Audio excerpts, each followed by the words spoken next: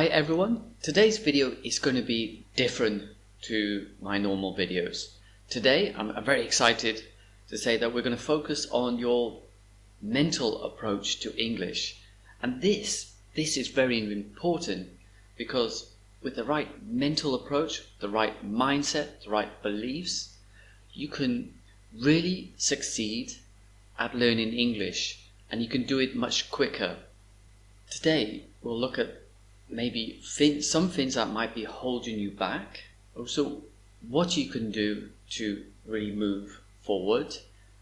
There's a very useful story that I've written, some people might call it a script, that you can use to help you remind yourself of what you're capable of. So it's a very interesting technique. There'll be more of that later. First,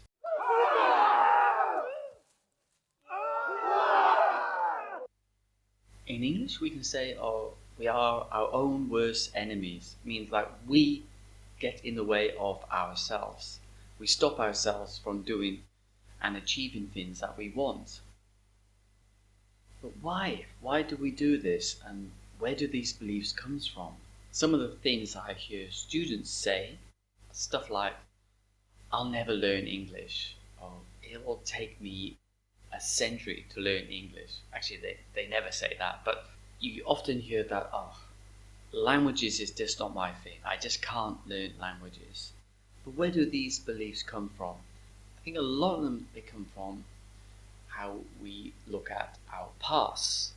So we look at our performance in the past, we see it, and then we think, we're never going to get better. Anyway, we're going to look at the past and the future and see how we can change our beliefs for the better. Yes, if you base your abilities on your past performance, then yes, you're likely to perform as you did in the past. And this will limit you. Perhaps you'll be too careful and your expectations will be too low.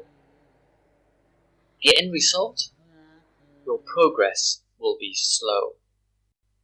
Again, the question, is the past the best indicator of the future?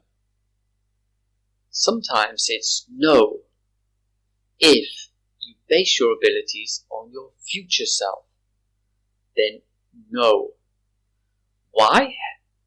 Because your future self can be very different to your current self. If you have a bright future self, you give yourself hope. Your abilities will grow. You're more motivated and your beliefs will be different. Time changes everyone. You want those changes to be positive. End result, if you believe in your future self, your progress could be much, much, much faster. Benjamin Harmon, an organizational psychologist, is a big promoter of creating your ideal future self. He says that creating an ideal and capable future self will help us in the following way. It will improve our performance and our motivation now. It will open our minds up to different ways of doing things, probably more effective ways of doing things. And if you're learning English, maybe you will start doing new things, and these new things will help you learn English better. Because you believe it's possible, you're motivated to work harder. You'll put more effort in, you'll focus more, and perhaps more time. And lastly, another pretty good side effect, I think, is that we'll be happier because of those high hopes of the future. How to create this future self? One way that Benjamin Harmon says is by writing a letter from your future self to your current self. So here is a letter you can use. You might want to make some small changes to it, but I think the general message is useful for everyone who wants to improve their English.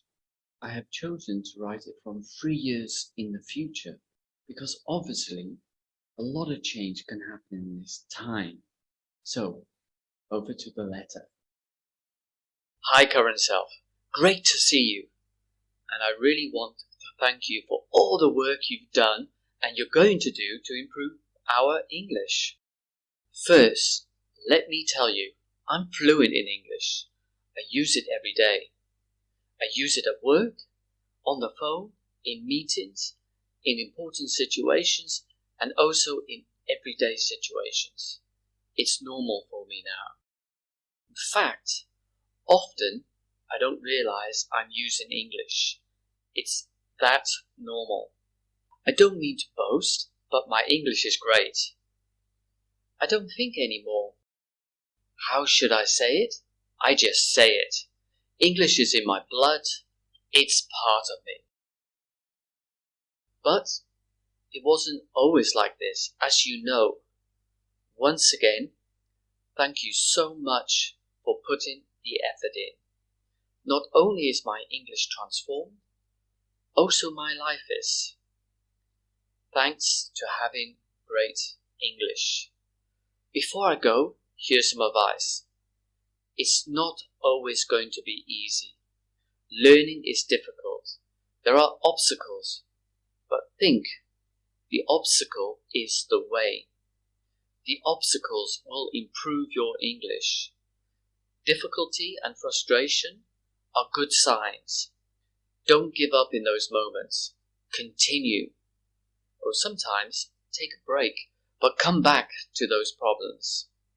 Because you will succeed. A huge smile from the future. Thanks once again for your hard work. It really has changed my life. May the force be with you. Oh, I meant may the focus be with you. To recap, to really get better at something, you need to believe you can. You need to have that belief that you can do it. If you don't have that belief, then you're not going to put the hard work in. Where can you get these strong beliefs from? By looking to the future and looking specifically to your future self. I suggest in 2 or 3 years' time, your future self, because in that amount of time, you can change dramatically. And look at that person, see what they have achieved, learn from them. When you have a very high hopes and you see that yourself is doing very well with English or with anything, in 2 or 3 years' time, you will feel more motivated to do the work now. And you will do and take more risks. And that is a good thing in the context of learning English. But also remember that it will take hard work. All good things take hard work. Nothing comes for free. Nothing good anyway. So it will take hard work, but you will be motivated by seeing your future self. You will work harder. And you will succeed. And your goal, or whatever you're going to use your brilliant English for, will come sooner than you think. So use this strategy, build your beliefs, build your mindset, and go forward to a very bright English future.